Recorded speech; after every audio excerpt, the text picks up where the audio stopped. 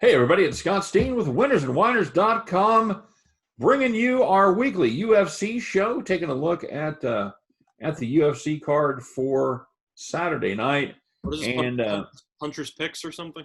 what's that? Puncher's Picks or something? Punter's Picks? Sure. It's Punter's Picks. Yeah, let's do it.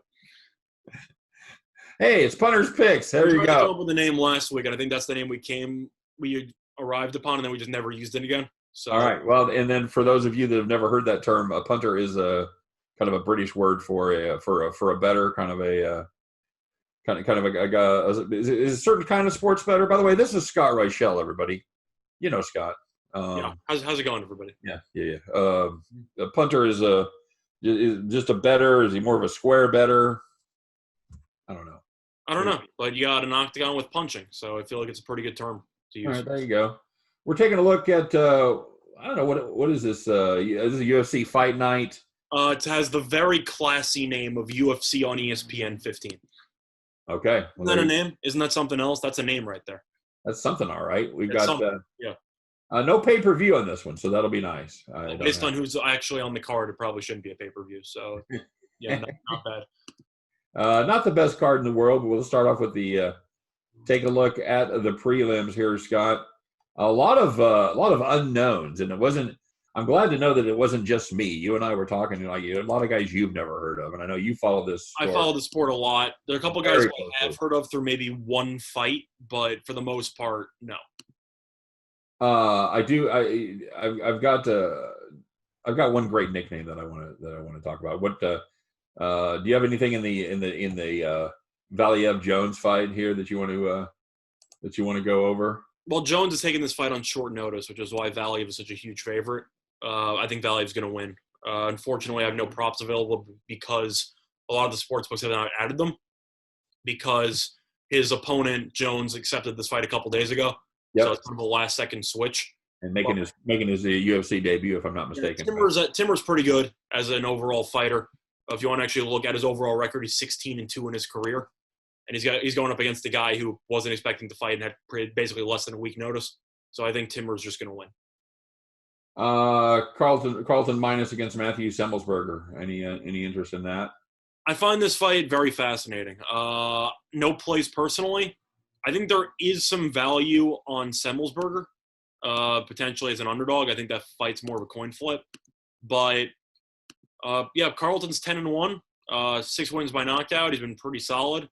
But if you look at his opponent here, besides the fact that he's wearing a hat in his profile picture, which makes me laugh, he's also got a great nickname. He's Semi the Jedi. That's the one I wanted to talk about. Semi the Jedi, buddy. And he's also been pretty good. So both of them have knockout power. They have the ability to win. I don't know. If I really had to lean anywhere, I'd probably lean to Semmelsberger as an underdog, but I'm going to pass. I think that fight's pretty even. He's a small dog there. Both these guys are knockout specialists. I think it's more of a coin flip. So I'd consider playing the under 2.5 at plus 155. I think that's I thought about that, and then I saw that even though they're both knockout guys, that Minus has 3 of his last 4 fights go to decision, and I'm kind of torn off. I'm kind of not that intrigued anymore, but I agree with you. I was leaning in the same direction. Isaac Hurricane Villanueva against the Jordan Wright, also a fine nickname there. Scott, do you want to tell us what that is? So Jordan Wright's nickname is a bit of a classic because of the fact that he was also a late entry. It's the Beverly Hills Ninja. The Beverly Hills Ninja. That's right. Is that? I don't know that that's even a thing, but he is undefeated as a professional. He is the Beverly Hills Ninja. So perhaps there's something there in this light heavyweight bout. Anything you like in this one? I actually do. First of all, this is going to be a pretty interesting fight because this fight should be taking place at a light heavyweight. Yet that's important because of the fact that Jordan fights typically at middleweight and Villanueva typically fights at heavyweight. So both fighters are kind of meeting in the middle and fighting in a weight class that they're not familiar with. So that's kind of a fascinating development. Jordan took this fight on short notice as Villanueva's original opponent ended up having to drop. So I find it pretty fascinating, though, because the fighter who's taking this fight on short notice is a pick'em to win this fight, which I find very fascinating. Right. If I was looking for a prop, actually, I like Wright to win the fight. Okay. I don't think Villanueva is that good. I think he's okay, but he's also 36. I don't think he's the same fighter he used to be. As going up against the fighter who's undefeated. I was looking for an exact matchup, which I could not find, unfortunately. But I'm hoping FanDuel no, they didn't. Okay. I was looking for Wright by submission, but I couldn't find it. So instead, I'll take Wright on the money line at -110 on Fox Bet. I just think Wright, who's undefeated, is the better fighter. I watched Villanueva fight in his last fight against Chase Sherman at heavyweight. Looked awful. He got killed. Yeah, I think Jordan's the better fighter. I'll take the over 1.5, Scott. I think that's I think these guys spend a little time getting to know each other. I thought about it, but the fact that both fighters are switching weight classes was a bit concerning for me for leaning to the over, because I think one of them can easily just come out completely flat. Yeah, that's true. So I just lean to the better fighter. I just think Griffin's. I just think not Griffin. Sorry, I think that Jordan. I think Wright's the better fighter. All right. -110. You don't think it's a little bit sketchy that the guy who's taking the fight on roughly 5-day notice is a pick 'em? Well, I think they definitely have a lack of respect for Villanueva there. I think they should. So I'm going to lean to Wright on that one. That's my first play on the card. All right, that's an official play. Yeah. Okay. Dwight Grant and Kalen Bourne. Dwight Grant, another fine nickname. He is the Body Snatcher. Don't hate that at all. I'm assuming he's going to be a big favorite here, and he is -350. Well, he's a big favorite because once again, Kalen Bourne's accepting this fight on short notice because somebody else dropped out. Yep, making his debut. Giving up 5 inches in height, 4 inches in reach advantage, 5 inches on leg reach. I see nothing to like about Kalen Bourne here. I think he's going to get his body snatched. You got to play on that one. I was thinking about taking Grant inside the distance at -105. I can't take the money line at -400. I know that for the distance, fight to go the distance, yes is +180. The nose -250, and the total rounds is over under 1.5. Mm-hmm. With that reach advantage and everything, I think Grant inside the distance at -105 is a little bit too attractive to say no to. Could get ugly there very quickly On Fox Bet. So yeah, I'll play that as well. Do you have any thoughts on that? Yeah, that's a hard one for me. Again, I'm always looking at the ring at the over under, but I think Grant is just the class of that fight. I would take him. Well, when the under, I think Grant inside the distance is the play there. I agree with you. Yeah, when the no for the distance is -250 and the inside the distance is -105 for -400 favorite, right? I'll just take the -105. Yep. I don't know how I'm not supposed to play that for a unit. Only place you're ever going to get value there. Yeah, I mean it could lose, but you got to take your shots. And if you have a 5-inch height advantage with a 4.5-inch reach, and you're against a guy going on short notice. Yeah, I kind of like my chances.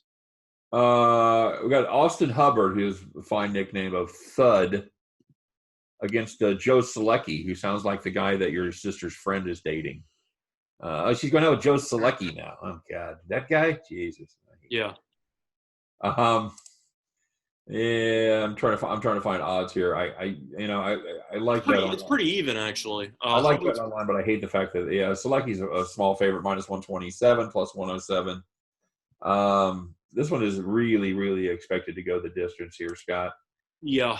Two guys that don't knock out a lot of people. Selecki, a bit of a submission guy, but Austin Hubbard is pretty good submission defense. What are your thoughts here? So for this fight, I really don't have an opinion in terms of betting. All right, good chat. Yeah, I would lean to Hubbard, though. I think that he's a little bit mispriced here. Hubbard, even though he's going up against a submission guy, his last fight was against Max Roskopf, who's the guy who quit on his chair and then ended up getting cut by the UFC about a week ago. What did his chair do to him? Apparently, he was done after round 2. His coaching staff kept telling him, you can do this. And he's like, no, I don't want to go out. You know what I'm talking about. There was a whole thing about it. I'm good. Just the way you said he quit on his chair. Like, I gave up on my chair. Yeah. I'm tired of that chair. That sounds like a Jerry Seinfeld bit. But yes. What was the deal with the chair? But for the sake of this fight, I'll link to Hubbard. Hubbard ended up avoiding all takedowns against Roskopf, and Roskopf is a submission guy. I think that Selecki's decent, but I think Hubbard's being a little bit disrespected here, especially for somebody who has fought in the UFC 4 times. Fair enough. He's fought in the UFC I believe it was once, not including the Contender Series, yes. So even though Selecki might be potential up-and-coming prospect, I'll lean to the experience as a slight underdog here, but I'm not going to play personally. All right. And now this is going to be the headline bout of the undercard. It's the chicks, man. It's Amanda Lemos against Mizuki. Very, very rare, by the way. We have back-to-back chicks fights. Inoue, yeah, that's right. Very rare.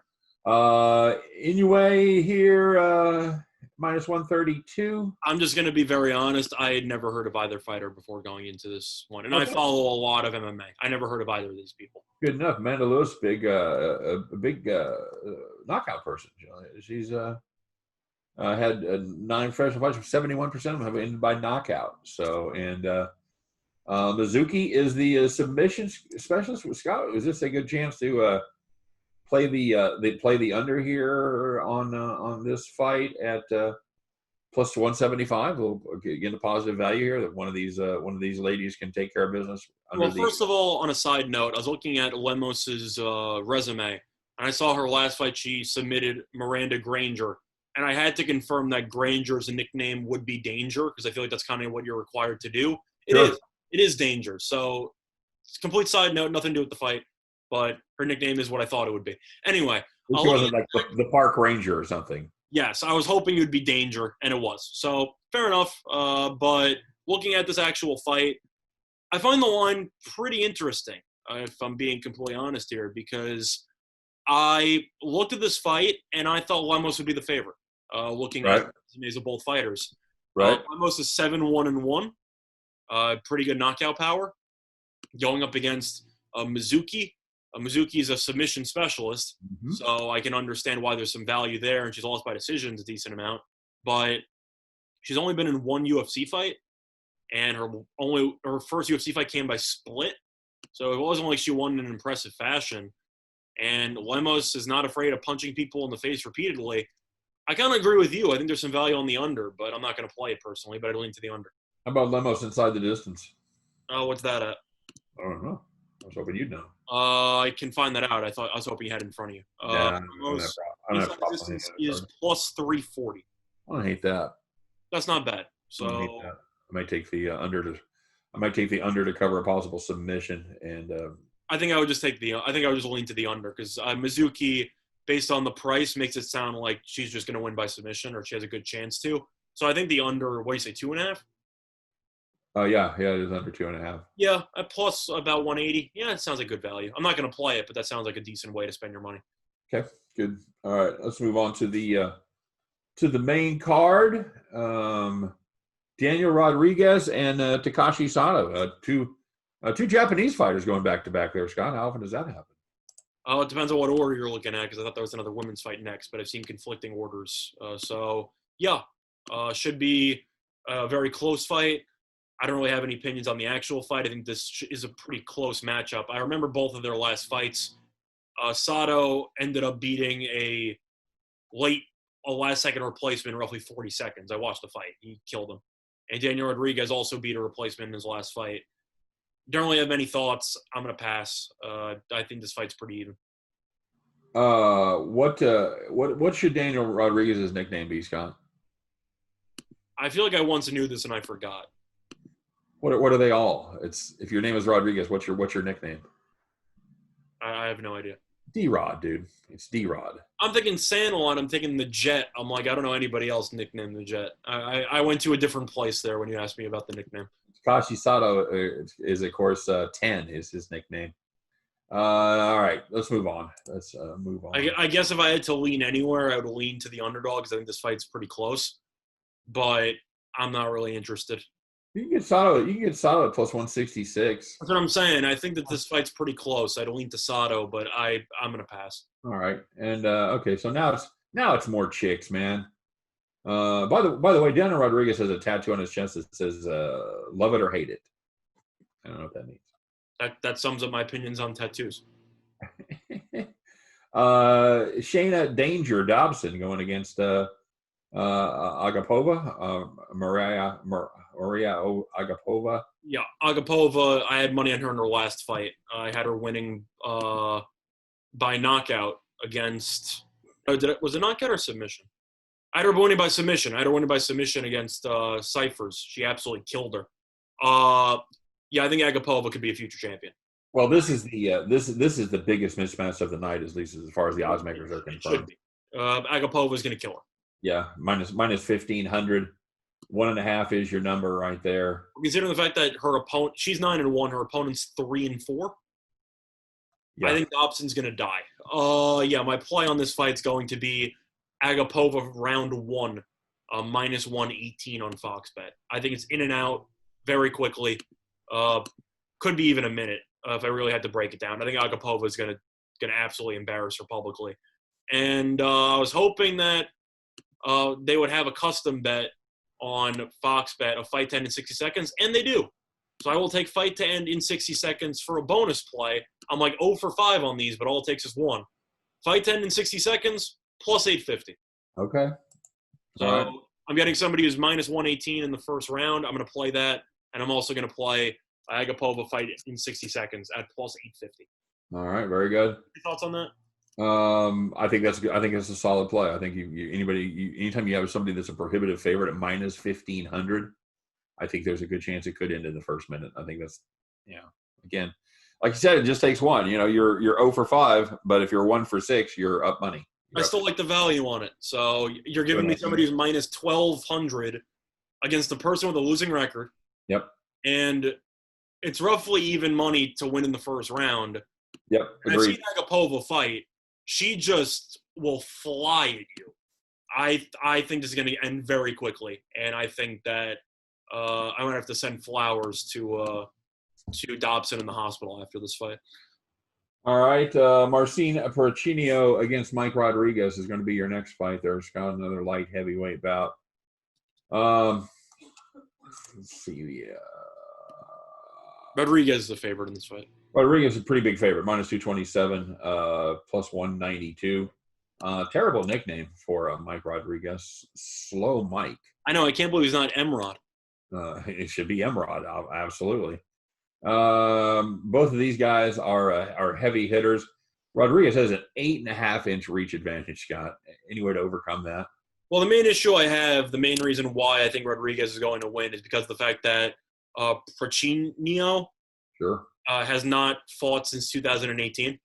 Okay. He lost each of his last 2 fights by first-round knockout. He lost to Sam Alvey in February 2018. Came back, lost Ankalaev in September 2018. Hasn't fought since. Now he's facing a guy with a huge reach advantage. He's proven he has a suspect chin. My play on this fight is going to be the under in this fight because I do like the power that the underdog does possess. And Rodriguez, even though he does have power, he has gotten knocked out before. Specifically in his last fight, he lost in a minute. So my play on this fight is going to be the under 1.5 rounds, which is available at minus 118 on Fox Bet. Give me Emrod by knockout. Let me pull up that price. I think I looked at it and I really wasn't a fan of the value. So I think that's why I decided to go with that instead. Yeah. But let me see what I can get here. It could be like minus 140 or something stupid like that. No, it's not that bad. I was going to say like plus 100 maybe. Okay. Yeah, it's literally plus 100. That's why I didn't like it. I'd rather just take the under 1.5. Oh, done. Like both fighters have been prone to get knocked out in the first round. Both fighters have power, and you have a massive reach advantage between 2 fighters who like to stand and bang. So for that reason, I'll take the under 1.5. All right, another light heavyweight night here on fight night. This is another grizzled veteran, Oven St. Preux against Alonzo Menefield. No nicknames to speak of there. St. Preux is a small underdog here, plus 104. Menefield minus 124. Scott, what are your thoughts here? You like the veteran or the up and comer? Well, I lost money on both of these fighters in their last fight, so I was pretty torn where to go on this one. St. Preux tried to move up to heavyweight, fought against Rothwell, had one of the worst fights I've ever seen him fight. Going back to the weight class that he's always been comfortable in. Right. And he's going up against Menefield, who lost by decision against Clark. Menefield is that guy who has to win by first-round knockout or he runs out of gas. Yep. And St. Preux is more of a well-rounded guy. He can wrestle. He can stand up. He can submit. And he didn't really do much wrestling against Rothwell, which pissed me off. because that's kind of what I thought he would do. Right. The main play here is going to be for value. St. Preux by submission is plus 270 at most spots. FanDuel is plus 380. So they're giving me an extra $1.10 for a guy who is a pretty solid submission guy when he actually wants to be. Against Menefield, who's going to try to rain down haymakers on his head, I got to assume St. Preux is going to try to take it to the ground. So St. Preux has been known in his career for being a pretty good submission guy, and I think he should be able to at least get a takedown or two, maybe be a live dog for the submission. So for me, plus 380 in comparison to plus 270 everywhere else. Yeah. I'll take the extra $1.10 on FanDuel. I don't hate that. It's my lottery play of the night. If he can withstand the barrage and Menefield runs out of gas. One round, I think Menefield's going to run out of gas. Yeah, there you go. Because Menefield does not go to decision. That's not really not. Yeah, do you have any thoughts on that? I like the play. I think that's. I think my two long shots of the evening will be St. Preux by submission, which is plus 380 on FanDuel, and the Agapova fight to end in 60 seconds at plus 850. I'd maybe consider St. Preux inside the distance. I don't hate that either. If you want to be a little. I just think Menefield's too tough for St. Preux to knock him out. I just don't see that happening. All right. Next fight is going to be. This is it, Scott. We've made it through. This is going to be our headline bout. Pedro Munhoz against Frankie Edgar, a bantamweight bout here. A couple of fine nicknames. Pedro Munhoz is the Young Punisher, nice, and Frankie Edgar is, what is he, Scott? Edgar is, well, he's a veteran. He's been around for an eternity, but he's the answer. He's the answer, and you didn't even know you'd ask the question, did you? I had to think about that for a second because he's been around for so long. I forgot his nickname for a second, but then I remembered that he's the Allen Iverson of the UFC. Well, if the question is who's a massive underdog in this fight, Frankie Edgar is the answer. Plus two, yeah, I'm a master of doing that shit. Plus 220. Pedro Munhoz minus 260, 3.5 is the total here for your 5-round ultimate fight. I don't know here, Scott. This is two pretty good fighters.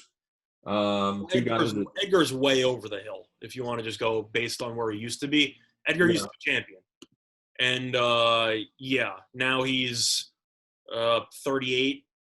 He got killed in his last fight against the Korean Zombie, lost in roughly 3 minutes, and he's definitely not been the same fighter. But he's still a UFC legend, and people love him. I have a thought on this fight, but do you have a thought on this? I'd consider playing the over 3.5 plus 105. Which book do you have the 305, the 105 at? Bet online, BOL.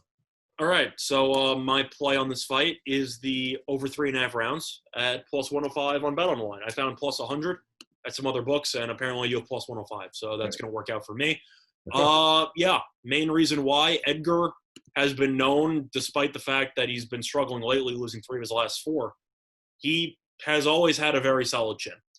And I know that his chin has started to look a little bit more inferior lately. Right. Munhoz has added power. I'm also concerned that this fight's going to be at bantamweight, and Edgar's typically a featherweight, so he's going to move down to fight at bantam in this one, which is a little bit concerning. But for me, Edgar, I feel like knows how much power Munhoz has. I think he'll be very smart about it. I think he'll fight a very technical fight, and I think he'll probably lose by decision, which is my bold call for this fight. But if I really had to break it down, Munhoz is probably going to win. Edgar's not a guy who gets knocked out that often. And I simply think that the one concern I have is the fact that he's moving down to bantam. So I'm not sure how well he's going to respond. Right. But I think he'll be a little bit conservative. Would it surprise me if Munhoz takes his head off? No. But I think you're giving me plus money for over 3.5 and a guy who tends to go the distance. Right. 5-round fights. I like the over. All right. There you go. All right, man. There's a UFC show for you, everybody. How about that? How about that? I'm becoming a fan, Scott. I got to be honest with you. I like watching them. It's a nice thing. You were originally against it, and I kind of turned you a little bit. Yeah, just the brutality still bothers me, but But if you ignore some of the brutality and you look more from a technical side, it's very entertaining to watch. Other than that, Mrs. Lincoln, how did you like the play? Like with the techniques and everything that they use in there, and how you don't know how to do any of them. But it's like, oh, if I ever wanted to know how to snap somebody's arm, I just have to do this, this, this, and this, and then I'm good. And the best thing about this UFC card, I don't listen to Joe Rogan, so that'll be a bonus. Oh, you're not a Joe Rogan guy? Oh God, no, Jesus, no. I don't know that. Oh, I actually was watching a bit of Joe Rogan earlier because he had David Blaine on his podcast as one of his guests. I found that actually very entertaining. Not good. Yeah. But David Blaine's also, one of a character. So I was kind of interested to hear. He talked about his tricks and how he trains for holding his breath underwater for like 15 minutes. Very, very fascinating stuff for me. But that was mostly because of the guest. Okay, good enough. Yeah, I don't. Yeah. Overall, I like the UFC. I always have. And this card might not be the most exciting, but I'm still going to watch some of the fights. Okay, good enough. There you go. All right, guys. Well, thanks very much. That's our UFC show. I know we have a lot of UFC fans out there. We usually get pretty good views on our UFC fights. So share your thoughts. We don't encourage you guys. We try to encourage you on every video. Sometimes we forget. But anytime you guys have thoughts about what you're playing, what you're on, whether you agree with us, disagree with us, put them in the comments section. We'll be happy to read them, and good chance we'll even comment back. So yeah, there you go. Any final thoughts on this card, Scott? No. Hopefully it turns out to be a good one. I know that a lot of people are probably watching basketball and the NHL. Right. So I'm trying to think, would there be any NHL? I guess technically if there's a Game 7, maybe there'd be one tomorrow. I don't even know if there would be an NHL. But either or, I know that the UFC's ratings should be worse than they normally are because you have the return of actual sports that people have been watching instead, especially the playoffs. Right. Props to the UFC. They kept us entertained for a couple months, so there really wasn't anything else. Filled the void, man. They absolutely filled the void. All right. So for myself, for Scott Reichel, for all of us over here at Winners and Whiners, and hey, make sure you stop by Winners and Whiners. Check out Scott's stuff. He's doing a lot of great articles over there on the UFC fight. So if you want to see him get his in-depth thoughts, be sure to check out winnersandwhiners.com under the UFC tab. All right. For myself, for Scott Reichel, for all of us over here at Winners and Whiners, we appreciate you guys stopping by. As always, good luck on all of your plays.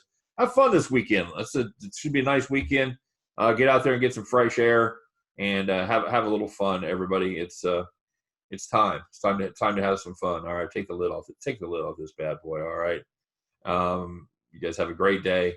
Thanks for watching. We appreciate it as always, and we'll see you on the next show. Take care.